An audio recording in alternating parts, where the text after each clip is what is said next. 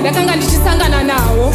Ndaigara ndiri musungwa waSatani, ndaigara ndiri murwere, ndichigara muchipatara sizini imwe neimwe, gore rimwe nerimwe. Ndakanga ndisina nguva yekuzorora.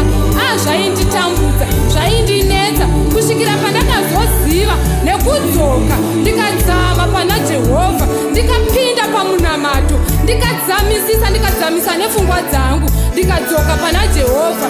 Newewo hama yangu, ndiri kuzvitaurira kuti inzwa shoko iri, uite nekunzwa, nekuti Jehovha vanobatsira, Jehovha vanonzwa, Jehovha vanopindura. Ndatidzama pakunamata, dzama hama yangu, udzamisise pfungwa dzako, udzoke umhanye kuna Jehovha nepfungwa dzako dzese. Tendeuka mudikani, tarisa kuna Jehovha. Amen. Papa unogara Jehovah